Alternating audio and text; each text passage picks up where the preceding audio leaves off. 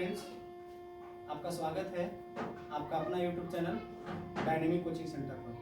आज हम लोग बात करते हैं डायनेमिक कोचिंग सेंटर से आपका सिक्का का पार्ट 3 लेकर आए हैं, जिसमें आज हम लोग बात करेंगे हिंद यूनान शासकों के सिक्के का नाम। तो हिंद यूनान शासकों के जो सिक्के थे और उसके नाम के बारे में आज हम लोग आपसे चर्चा करेंगे। तो हिंद यूनान के शासनकाल में जो सोने के सिक्का जारी किया गया था, उस सोने के सिक्का को अस्टेटर कहा जाता था। यानी हिंद यूनान शासकों द्वारा सोने के सिक्का को अस्टेटर नाम दिया गया था। यानी हिंद यूनान में जो सोने के सिक्का थे उसे अस्टेटर कहा गया था, और चांदी के जो बड़ा सिक्का था जो हिंद यूनानी शासकों द्वारा जारी किया गया था, उसे ड्रम कहा जाता था। यानी चांदी के बड़े सिक्के को ड्रम कहा जाता था, चांदी के छोटे सिक्कों को हेमी ड्रम कहा जाता था। उसके बाद हम लोग अब बात करते हैं सिक्का में सातवाहन वंश का। तो सातवाहन वंश में शकों के आक्रमण हुआ, और शकों के आक्रमण से यहाँ पे चांदी की कमी हो गई, जिसकी वजह से सातवाहनों ने शीशे का सिक्का जारी किया। यानी प्राचीन इतिहास में दो राजवंश ऐसे हुए जिन्होंने शीशे का सिक्का जारी किए थे, एक सातवाहन और एक आपका इक्ष्वाकु। सातवाहन और इक्ष्वाकु दो ऐसे राजवंश हुए जिन्होंने शीशे का सिक्का जारी किया। यानी भारतीय इतिहास में दो राजवंश हुए जिन्होंने शीशे का सिक्का जारी किए, एक सातवाहन और दूसरा इक्ष्वाकु। उसके बाद हम आते हैं अब गुप्त वंश में। उसके बाद हम लोग अब चर्चा करते हैं गुप्त वंश के बारे में। तो गुप्त वंश के गुप्त शासकों में गुप्त काल के या गुप्त शासकों में सबसे वास्तविक शासक चंद्रगुप्त प्रथम थे। गुप्त काल का सबसे वास्तविक शासक चंद्रगुप्त प्रथम थे, और चंद्रगुप्त प्रथम ने कुमार देवी को अंगूठी पहनाते हुए अपने सिक्के पर चित्र जारी किए थे।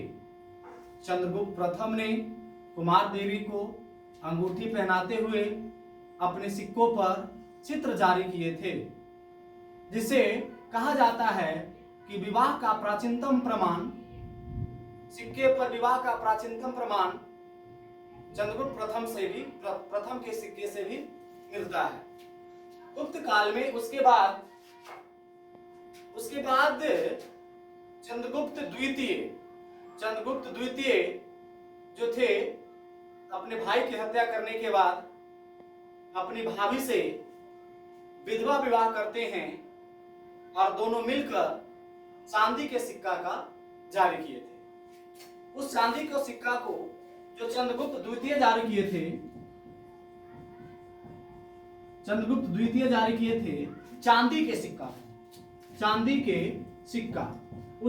सिक्का को रूपक नाम कर दिया गया था। उस चांदी के सिक्का को रूपक नाम दिया गया था। गुप्त काल में अगर बात करें तो गुप्त काल में जो सोने के सिक्के थे, गुप्त काल में जो सोने के सिक्का था, उस गुप्त काल में सोने के सिक्का को दिनार या पठत कहा जाता था।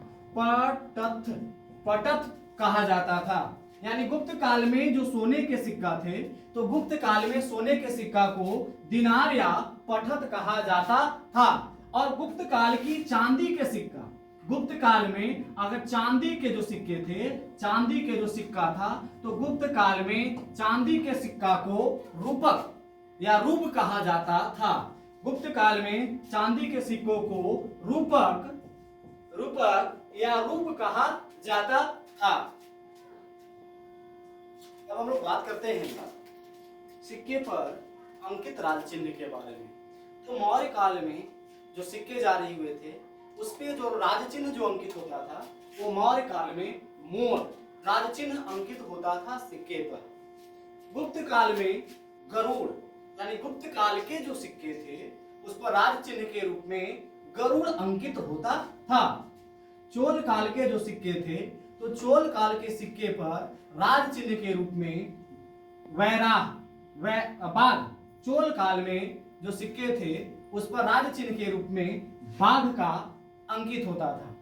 चालुक्य वंश के जो सिक्के थे, यानी चालुक्य वंश में जो सिक्के थे उस पर राजकीय चिन्ह के रूप में चालुक्य वंश में वैराह का चित्रण होता था। पल्लव वंश की बात करें तो पल्लव वंश में राज चिन्ह के रूप में छोटी नाव का वर्णन होती थी। उसके बाद अगर हम बात करें सातवाहन वंश में तो सातवाहन वंश के जो सिक्के थे उस पर सिक्के पर राज चिन्ह के रूप में बड़ी नाव का अंकन किया गया था, बड़ी नाव अंकित होता था। पाप के वंश की अगर बात करें तो उस वंश में जो उनके सिक्के थे उनके सिक्के पर राजकीय चिन्ह के रूप में मछली का अंकन होता था या मछली अंकित रहता था। उसके बाद इक्ष्वाकु राजवंश की बात करें तो इक्ष्वाकु राजवंश में जो सिक्के थे उनके सिक्के के ऊपर सूंड उठाए हुए हाथी का चित्र रहता था। अगर हम चेर राजवंश की बात करें तो उसपे धनुष का चित्र अंकित रहता था। आज हम लोग सिक्का के बारे में बहुत से जानकारी प्राप्त किए।